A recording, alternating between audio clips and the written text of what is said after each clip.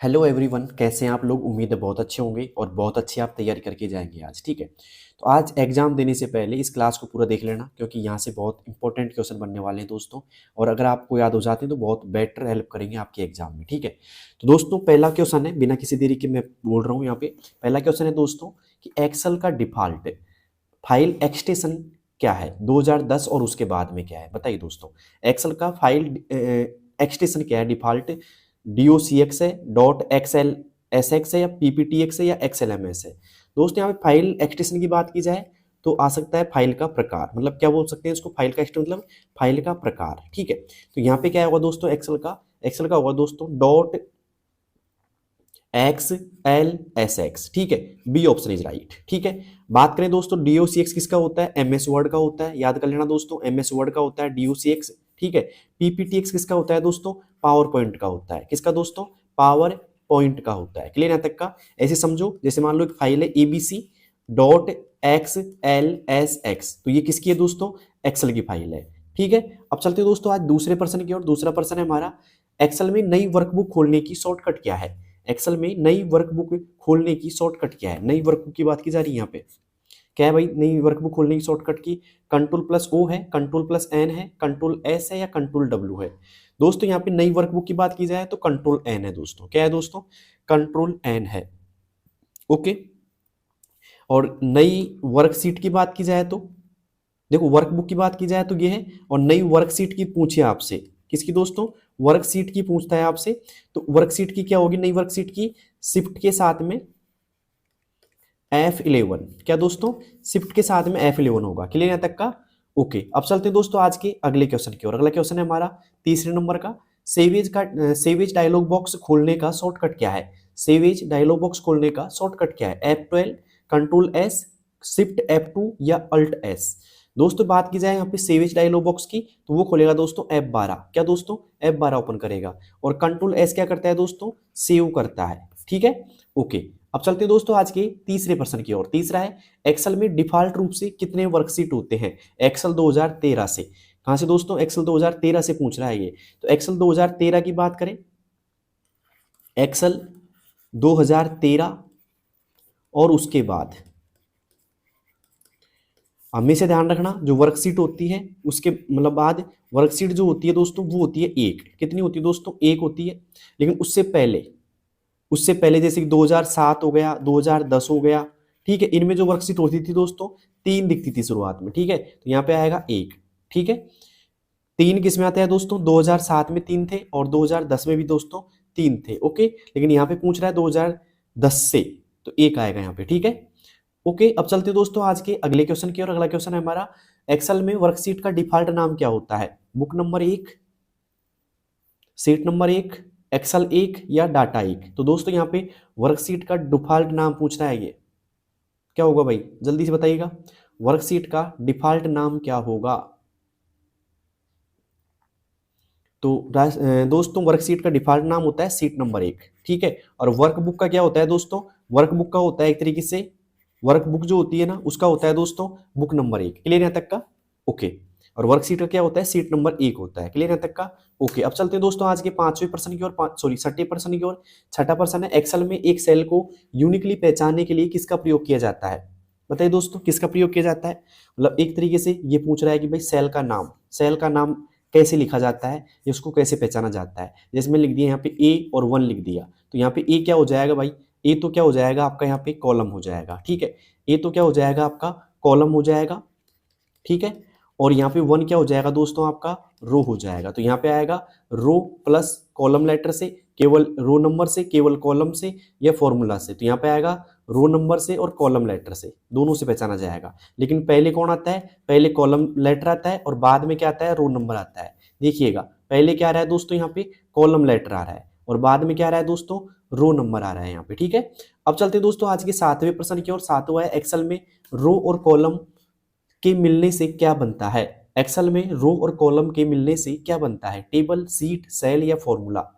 Excel में रो और column के मिलने से क्या बनता है। देखिए ये आपकी एक तरीके से कॉलम है और इधर से एक तरीके से ये रो जा रही है, तो जो विभाजन हो रहा है ना ये वाला, इसका क्या नाम दे। जो ये विभाजन है यहाँ पे इस जगह का, इसको क्या नाम दिया जाएगा दोस्तों? इसको बोलते हैं सेल। क्या बोलते हैं भाई? सेल बोलते हैं। C option is right. क्या करके आओगे आप? सी ऑप्शन करके आओगे। एक्सेल में जो रो की संख्या होती है वो होती है दोस्तों 10,48,576 की बात की जा रही है। मैं 2007 और उसके बाद की बात कर रहा हूँ यहाँ पे। और कॉलम की जो संख्या है दोस्तों वो है 16,384। ठीक है, कॉलम जो चलते हैं दोस्तों वो चलते हैं ए बी सी के फॉर्मेट में, और अंतिम कॉलम होता है आपका एक्स एफ डी। और रो की बात करें, ये चलती है एक तरीके से 1 2 3 से लेकर के 10,48,576 में। रो जो पहचानी जाती है नंबर से पहचानी जाती है, और कॉलम दोस्तों अक्सर या लेटर से पहचाने जाते हैं। ठीक है भाई, एबीसीडी को आप अक्सर या लेटर ही तो बोलोगे। ठीक है, अब चलते हैं दोस्तों आज के 8वें प्रश्न की ओर। 8वां प्रश्न है, एक्सेल 2010 में अधिकतम रोज कितनी होती है? बताइए दोस्तों कितनी होती है? 10,48,576, 65,536, या फिर कितना हो गया? इकाई, दहाई, सैकड़ा, हजार, 10,000, लाख, 10 लाख, 10 लाख, या फिर 99,999। तो दोस्तों यहाँ पे आएगा 10,48,576। कितनी दोस्तों? 10,48,576। ठीक है, और जो रो पहचानी जाती है वो नंबर्स में होती है दोस्तों। किस में होती है? नंबर में होती है, 1 2 3 4 के फॉर्मेट में। ये पूछ लिया गया है पहले, इसलिए बता रहा हूँ आपको। एक्सेल में अधिकतम कॉलम कितने होते हैं? तो वो होते हैं दोस्तों 16,384। कितने दोस्तों? 16,384। अगर बात करें 2003 की, एक्सेल 2003 में कितने थे भाई? 256 थे। और एक्सेल 2003 में अंतिम कॉलम का नाम क्या था? अंतिम कॉलम का नाम क्या था 2003 में? ये था दोस्तों आई और वी। क्या था दोस्तों? आई वी। और यहाँ पे अंतिम कॉलम का नाम क्या है? इसमें पहले कॉलम का नाम ए और अंतिम कॉलम का नाम एक्सेप्ट डी है 2010 में। ठीक है, ओके। अब चलते दोस्तों आज के 10वें प्रश्न की ओर। एक्टिव सेल कहाँ दिखाई देती है? स्टेटस बार में, फॉर्मूला बार में, नेम बॉक्स में, या रिबन में? तो दोस्तों हमेशा ध्यान रखना, एक्टिव सेल मतलब जिस पे काम कर रहे हैं हम वो दिखाई देगा, उसका नाम दिखाई देगा नेम बॉक्स के अंदर। कहाँ पे दोस्तों? नेम बॉक्स में दिखाई देता है। क्लियर यहाँ तक का? ओके। अब चलते हैं दोस्तों आज के 11वें प्रश्न की ओर। एमएस पावर पॉइंट का डिफॉल्ट फाइल एक्सटेंशन और बाद में संस्करण में क्या है? बताइए दोस्तों क्या है? क्या है? तो दोस्तों यहाँ पे 2010 और उसके बाद संस्करण में क्या है दोस्तों? .pptx है। क्या है दोस्तों? .pptx है। यहाँ पे आएगा बी ऑप्शन इज राइट। अब चलते हैं दोस्तों आज के 12वें प्रश्न की ओर। पावर पॉइंट में डिफॉल्ट व्यू कौन सा होता है? Slide sorter view, normal view, reading view, या एक तरीके से आउटलाइन व्यू? तो दोस्तों यहाँ बाय डिफॉल्ट होता है नॉर्मल व्यू। कौन सा दोस्तों? नॉर्मल व्यू पाया जाता है। अब चलते हैं दोस्तों आज के अगले क्वेश्चन की ओर। अगला क्वेश्चन है, पावर पॉइंट में प्रेजेंटेशन को क्या कहते हैं? डॉक्यूमेंट, वर्कबुक, स्लाइड्स, या डाटाबेस? दोस्तों पावर पॉइंट में कहते हैं स्लाइड्स। क्या कहते हैं दोस्तों? स्लाइड्स कहते हैं। ठीक है, तो C option is right. Workbook किस में कहते हैं दोस्तों? एक्सेल में कहते हैं। और डॉक्यूमेंट किस में कहते हैं दोस्तों? एमएस वर्ड में कहते हैं। ठीक है, ओके। सवाल आएगा एमएस वर्ड का संबंध किससे है दोस्तों? डॉक्यूमेंट से।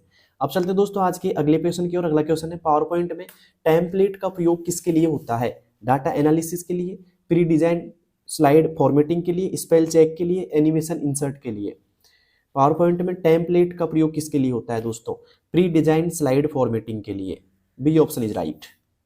ठीक है, अब चलते हैं दोस्तों आज के 15वें क्वेश्चन की ओर। 15वां क्वेश्चन है, पावर पॉइंट में प्लेस होल्डर क्या है? टेक्स्ट या ऑब्जेक्ट को डालने का pre defined box, slide transaction का नाम, फाइल फॉर्मेट, या स्लाइड का लेआउट नाम? तो यहाँ पे आएगा टेक्स्ट या ऑब्जेक्ट डालने का pre defined box. A option is right. अब चलते हैं दोस्तों आज के अगले क्वेश्चन की ओर। अगला क्वेश्चन है हमारा, नई स्लाइड इंसर्ट करने का शॉर्टकट क्या है? दोस्तों नई स्लाइड जो इंसर्ट होती है वो होती है दोस्तों कंट्रोल के साथ में हम एम प्रेस करेंगे। ठीक है, तो यहाँ पे आएगा कंट्रोल एम। क्लियर है तक का? एक होता है दोस्तों duplicate slide. Duplicate slide insert करने का क्या ऑप्शन है भाई? तो ये शॉर्टकट होता है कंट्रोल प्लस डी का प्रयोग किया जाता है डुप्लीकेट स्लाइड के लिए। ठीक है, याद रखना दोस्तों इसको भी। अब चलते दोस्तों आज के 17वें क्वेश्चन की ओर। ऑनलाइन शॉपिंग का उदाहरण है अमेजन, फ्लिपकार्ट, स्नैपडील, या उपरोक्त सभी? दोस्तों अमेजन से भी कर सकते हैं हम ऑनलाइन, फ्लिपकार्ट से भी कर सकते हैं, और स्नैपडील से भी कर सकते हैं। तो यहाँ पे आएगा D option is right. Okay, अब चलते हैं दोस्तों आज के 17वें क्वेश्चन की ओर। यूपीआई का पूरा नाम क्या है? Unified payment interface, universal payment integration, unique payment internet, या फिर यूनिफाइड प्रोटोकॉल इंटरनेट? क्या होगा भाई इसका सही जवाब?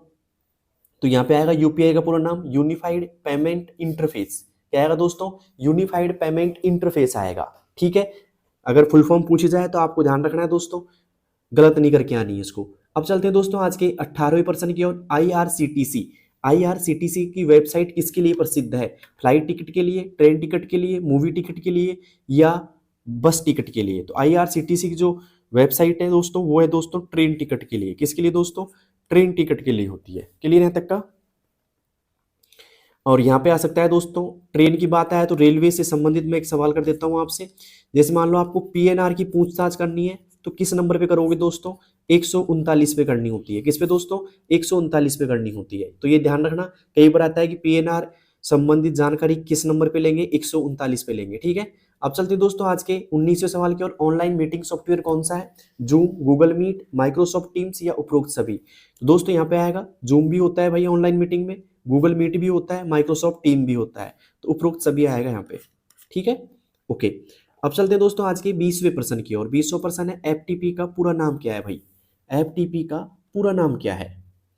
पहला option file transfer protocol, fast transfer program, file tracking process या फास्ट टेक्स्ट प्रोटोकॉल। तो यहाँ पे आएगा फाइल ट्रांसफर प्रोटोकॉल। क्या आएगा दोस्तों? फाइल ट्रांसफर प्रोटोकॉल आएगा। A option is right. अब चलते हैं दोस्तों आज के अगले क्वेश्चन की ओर। P2P का पूरा नाम क्या है? Peer to peer, point to point, page to page या पैकेट टू पैकेट? दोस्तों P2P का मतलब होता है पीयर टू पीयर। क्या होता है दोस्तों? पीयर टू पीयर होता है। तो यहाँ पे आएगा ए ऑप्शन इज राइट। अब चलते हैं दोस्तों आज के अगले क्वेश्चन की ओर। वीपीएन का पूरा नाम क्या है? फुल फॉर्म का सवाल है दोस्तों, पूछा जा सकता है। वीपीएन का पूरा नाम क्या है? Virtual private network, virtual public net या वेरीफाइड प्राइवेट नेट या वर्चुअल प्रोटेक्टेड नेटवर्क? तो यहाँ पे आएगा दोस्तों वर्चुअल प्राइवेट नेटवर्क। क्या आएगा दोस्तों? वर्चुअल प्राइवेट नेटवर्क आएगा। A option is right. अब चलते हैं दोस्तों आज के अगले क्वेश्चन की ओर। डोमेन नेम सिस्टम यानी कि डीएनएस का कार्य क्या है? डोमेन नेम सिस्टम यानी कि डीएनएस का, अब सवाल आएगा डीएनएस का पूरा नाम क्या है भाई?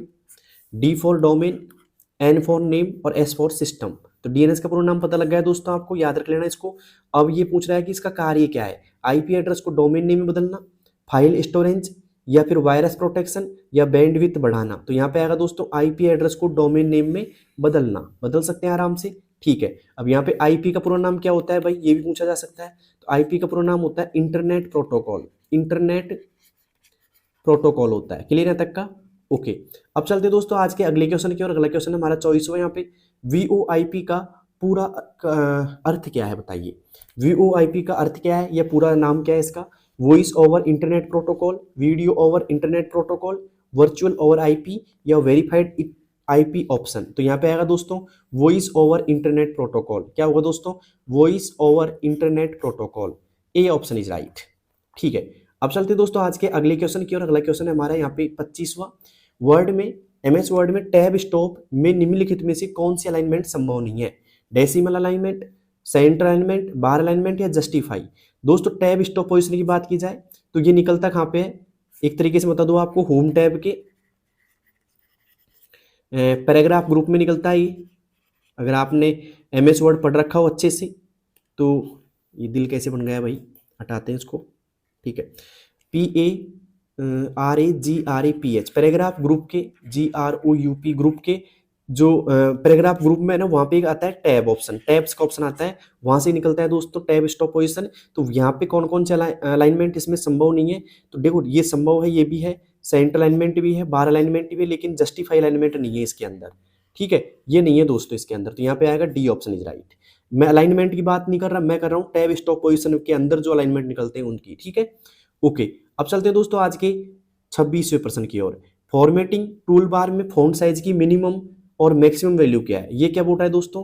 फॉर्मेटिंग टूल बार की जो ऐसे निकलता है ना एमएस वर्ड में, ऐसा एक बॉक्स निकलता है दोस्तों, आपने देखा होगा फॉन्ट साइज बढ़ाते टाइम, तो उसमें 8 लिखा होता है, नीचे नीचे 72 लिखा होता है, उसकी बात कर रहा है ये। तो 8 और 72, सबसे कम 8 होती है दोस्तों और अधिकतम 72 होती है। तो यहाँ पे आएगा 8 से 70, ये नहीं होगा, ये भी नहीं होगा, 8 से 72 होगा दोस्तों। 8 से 72 इसमें पाया जाता है फॉर्मेटिंग टूल बार में। वैसे फॉन्ट साइज की बात की जाए बाय डिफॉल्ट कितनी होती है एमएस वर्ड में? तो बाय डिफॉल्ट जो होती है दोस्तों वो होती है 11। कितनी होती है दोस्तों? 11 होती है। ठीक है, ओके। अब चलते हैं दोस्तों आज के अगले क्वेश्चन की ओर। अगला क्वेश्चन है हमारा 27वां यहाँ पे। कंट्रोल डी शॉर्टकट वर्ड में क्या करता है? कंट्रोल डी शॉर्टकट वर्ड में क्या करता है? डायलॉग बॉक्स खोले, फॉर्मेटिंग डायलॉग बॉक्स खोलना, डुप्लीकेट करना या डॉक्यूमेंट सेव करना? देखिए दोस्तों डॉक्यूमेंट सेव करने के लिए हम कंट्रोल एस का प्रयोग करेंगे। ठीक है, देखिए यहाँ पे डायलॉग बॉक्स खोलना आएगा, फॉन्ट फॉर्मेटिंग डायलॉग बॉक्स आएगा दोस्तों यहाँ पे। B option is right. ठीक है, फॉन्ट फॉर्मेटिंग डायलॉग बॉक्स, ध्यान से देखिएगा इसको, कंट्रोल डी काम आता है। एक्सेल में क्या आता है भाई? Control D.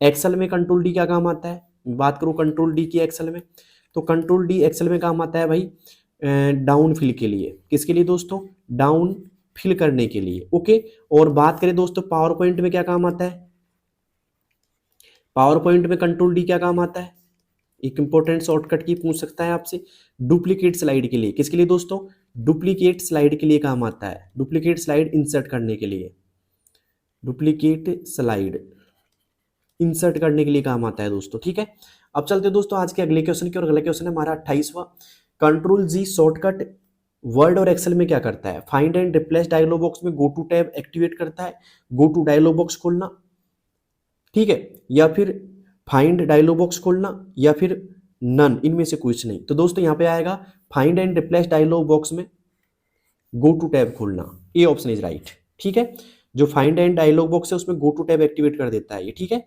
ओके, अब चलते हैं दोस्तों आज के अगले सवाल की ओर। अगला क्वेश्चन क्या है दोस्तों हमारे पास में, कंट्रोल एच शॉर्टकट किसके लिए है, कंट्रोल एच शॉर्टकट किसके लिए है, insert, hyperlink dialogue box, open, find and replace, या फिर रिप्लेस टैब एक्टिवेट करना, या फिर इनमें कोई नहीं। तो दोस्तों कंट्रोल एच की बात की जाए तो कंट्रोल एच एक तरीके से क्या करता है, open and find dialog box खोलता है। ठीक है, बी ऑप्शन इज राइट। अगर बात की जाए इंसर्ट हाइपरलिंक डायलॉग बॉक्स की, तो कंट्रोल के साथ में के प्रेस करना होगा हमको, क्या दोस्तों, कंट्रोल प्लस के प्रेस करना होगा हमको इसके लिए। ठीक है, अब चलते दोस्तों आज के अगले क्वेश्चन की ओर। अगला क्वेश्चन है हमारा, header and footer by default किस पेज पर प्रिंट होते हैं। हेडर फुटर कैसे दिखाई देते हैं आपको, ये पेज है मान लो आपका, और ऊपर तो आ जाएगा दोस्तों हेडर यहाँ पे, और यहाँ पे आता है दोस्तों फुटर नीचे नीचे। ठीक है, पेज के नीचे फुटर होता है, ऊपर हेडर होता है, और बाय डिफॉल्ट दोस्तों ये प्रत्येक पेज में लगेंगे, मतलब एवरी पेज आएगा, प्रत्येक पेज में लगेंगे दोस्तों बाय डिफॉल्ट। ठीक है, तो 30% हो चुके हैं दोस्तों, 30 आराम से आपको समझ में आ गए होंगे। अब चलते हैं दोस्तों आज के 31वें प्रश्न की ओर। स्पेलिंग चेक के लिए कौन सा फंक्शन उपयोग किया जाता है, स्पेलिंग चेक के लिए कौन सा फंक्शन की उपयोग किया जाता है, F2, F4, F7 या F9। बताइए दोस्तों क्या होगा इसका सही जवाब। तो स्पेलिंग चेक की बात की जाए दोस्तों, तो स्पेलिंग चेक के लिए F7 प्रयोग किया जाता है भाई, किया जाता है दोस्तों F7। F2 प्रयोग किया जाता है दोस्तों रीनेम के लिए, किसके लिए दोस्तों, रीनेम के लिए या एडिट सेल के लिए। ठीक है, और स्पेलिंग चेक यहाँ पे यह हो जाएगा, क्लियर यहाँ तक का, ओके। और F9 प्रयोग किया जाता है दोस्तों MS वर्ड और एक्सेल में रिफ्रेश करने के लिए, पेज रिफ्रेश करने के लिए बोल सकते हो, या फॉर्मूला वगैरह रिफ्रेश करने के लिए करते हैं। ठीक है, F9 का। अब चलते दोस्तों आज के 32 की ओर।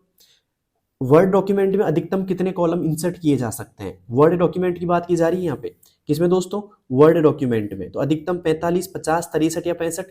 तो दोस्तों अधिकतम 63 किए जा सकते हैं, कितने दोस्तों, 63, सी ऑप्शन। और अधिकतम 63 डॉक्यूमेंट में किए जाते हैं, लेकिन मान लो रो की बात की जाए, अगर पूछा कि MS वर्ड डॉक्यूमेंट में अधिकतम रो कितनी इंसर्ट की जा सकती है, 32,767 रो इंसर्ट की जा सकती है। ठीक है, ओके। अब चलते दोस्तों आज के अगले क्वेश्चन की ओर। अगला क्वेश्चन है हमारा, बुकमार्क का उपयोग किस लिए किया जाता है, बुकमार्क का उपयोग किस लिए किया जाता है, डॉक्यूमेंट को एक विशेष लोकेशन पर सेव करने के लिए, वेब पेज URL को फ्यूचर रेफरेंस के लिए सेव करने के लिए, या डॉक्यूमेंट को कहीं भी स्पेसिफिक जगह पर जंप करने के लिए, या अलाइनमेंट सेटिंग को सेव करने के लिए।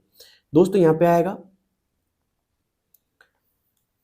वेब पेज URL को फ्यूचर रेफरेंस के लिए सेव करने के लिए नहीं आएगा, डॉक्यूमेंट में कहीं भी स्पेसिफिक जगह पर जंप करने के लिए। ये आएगा दोस्तों डॉक्यूमेंट में कहीं भी स्पेसिफिक जगह पर जंप करने के लिए। ठीक है, मतलब सेम डॉक्यूमेंट है आपके, और उसी डॉक्यूमेंट में आप कोई भी लगा दीजिए, भाई इस हेडिंग से इस हेडिंग पे जाना है आपको, या इस हेडिंग से इस हेडिंग पे वापस आना है आपको, तो ये काम करेगा दोस्तों, C option is right. Document में कहीं भी स्पेसिफिक जगह पर जंप करने के लिए आता है। ठीक है, ओके। अब चलते हैं दोस्तों आज के अगले क्वेश्चन की और। अगला क्वेश्चन है 34 यहाँ पे, माक्रो क्या है, छोटा add on program, high level programming, या लो लेवल प्रोग्रामिंग, या small program in word using VBA to automate task. बताइए दोस्तों क्या होगा इसका सही जवाब। तो दोस्तों यहाँ पे आएगा small program in a Word VBA to automatic task. सीधी सी बात ये दोस्तों, अगर मान लो आपको MS वर्ड में किसी टेक्स्ट बोल दें, या किसी वर्ड का बोल दें, या कोई मैटर बोल दें आपका, ठीक है, बार बार यूज करना है, तो आप मैक्रो में यूज कर सकते हो दोस्तों, मैक्रो का यूज करो, बार बार आपको यूज करने के लिए फिर ये रिकॉर्ड कर लेगा और बार बार आप शॉर्टकट की से वापस उसी लाइन को रिपीट कर सकते हैं। ठीक है, तो ये क्या करता है दोस्तों, आपका समय बचाएगा। ठीक है, बार बार आपको लिखना नहीं पड़ेगा, एक बार बस आप मैक्रो में रिकॉर्ड कर लो टेक्स्ट वगैरह, बार बार फिर आप उनको यूज कर सकते हो आराम से। ठीक है, अब चलते हैं दोस्तों आज के अंतिम सवाल की ओर। अंतिम सवाल लिखा हुआ नहीं है दोस्तों, मैं लिख देता हूं यहाँ पे आपको। ठीक है, तो अंतिम सवाल मैं आपसे पूछना चाहूंगा दोस्तों, क्वेश्चन मेरा ये है ओके कि हाइपरलिंक की शॉर्टकट की क्या है, हाइपरलिंक की शॉर्टकट की क्या है, SHORT शॉर्ट, लिख देता हूं वापिस से मीनिंग, SHORT शॉर्टकट की क्या है, बताइए दोस्तों क्या है। पहला ऑप्शन दे दिया मैंने आपको कंट्रोल के साथ में के प्रेस करना, दूसरा ऑप्शन दे दिया मैंने यहाँ पे कंट्रोल के साथ में एच प्रयोग करना। ठीक है, सी ऑप्शन दे दिया मैंने कंट्रोल के साथ में आप वी प्रेस कर सकते हो, और डी ऑप्शन मैंने यहाँ लिख दिया भाई कंट्रोल के साथ में आप वाई प्रेस कर सकते हो। बताइए दोस्तों क्या होगा इसका सही जवाब। तो हाइपरलिंक की शॉर्टकट की क्या है भाई, अगर आपने क्लास ध्यान से देखी हो तो मैंने बताई थी इसी क्लास के अंदर, लेकिन बता देता हूँ वापस से मैं, हाइपरलिंक की जो शॉर्टकट की है ना वो है दोस्तों कंट्रोल के साथ में के है दोस्तों। क्लियर यहाँ तक का, कंट्रोल के हाइपरलिंक की शॉर्टकट की है। क्लियर यहाँ तक का, तो उम्मीद करता हूँ ये क्लास आपको समझ में आई होगी, और साथ में जो मैंने मैराथन क्लास बना रखी है ना उसको जरूर देख के जाना अगर देखी नहीं तो आपने। ठीक है, उसका लिंक मिल जाएगा आपको कमेंट बॉक्स में, तो कमेंट बॉक्स में जाइएगा और लिंक पे क्लिक करके पूरी मैराथन देखो, पूरी सिलेबस की है। ठीक है, तो कंप्लीट आप देखिएगा, अगर समय कम है आपके पास तो 2x पे कर लीजिएगा। ठीक है, स्पीड बढ़ जाएगी और आप आराम से देख सकते हैं उसको। तो क्लास अच्छी लगी होगी दोस्तों, बेस्ट ऑफ लक सभी को। ठीक है, और कुछ लोगों का सवाल ये है भाई कि एग्जाम में हमको क्या क्या लेके जाना है डॉक्यूमेंट के रूप में, तो आपका एडमिट कार्ड हो गया दोस्तों, एडमिट कार्ड लेके जाना है आपको। ठीक है, एडमिट कार्ड के साथ साथ में आप पेन लेके जाने हैं साथ में आपको। ठीक है, पेन लेके जाने, पेन आपका ब्लू या ब्लैक ले सकते हैं आराम से आप। इसके बाद में आप दोस्तों एक तरीके से एक आईडी लेके जाना है, जैसे कि आधार कार्ड हो गया आपका। ठीक है, आधार कार्ड हो गया आपका, ये लेके जाना है, एक फोटो ले जाना साथ में।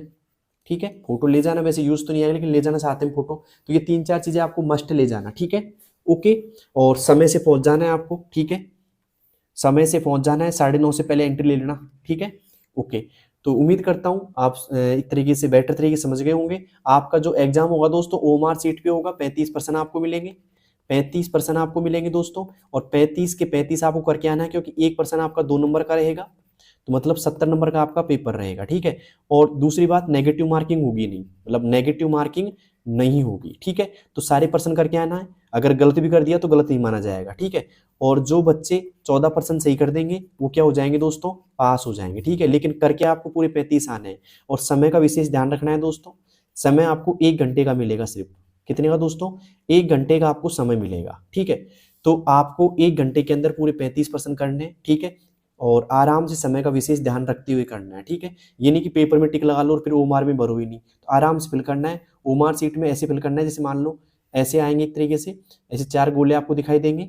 ठीक है, और वैसे मैंने OMR सीट की वीडियो बना रखी है, OMR सीट कैसे फिल करना है बता रखा है मैंने, प्लेलिस्ट में जाके देख लीजिए एक बार आप। ठीक है, ओके, तो यहाँ पे आपको जैसे ही एक तरीके से जो ऐसे आएंगे उनमें आपको सिंगल गोला टिक करना है, जिसका आंसर होगा ना उसी को आपको ऐसे टिक करना है, बस एक्स्ट्रा नहीं फिल करना, 2-2 गोले आपको नहीं फिल करने, वरना गलत माना जाएगा। ठीक है, और OMR सीट में रोल नंबर वगैरह, बुकलेट सीरीज वगैरह आराम से भर लेना दोस्तों। ठीक है, तो उम्मीद करता हूँ सब कुछ आपको समझ में आ जाएगा और सब कुछ आपने समझ भी लिया होगा। ठीक है, और मैराथन क्लास जरूर देख लेना, कमेंट बॉक्स में लिंक मिल जाएगा उसका। ठीक है, तो मिलते हैं दोस्तों नेक्स्ट वीडियो में, तब तक के लिए बेस्ट ऑफ लक, धन्यवाद, शुक्रिया।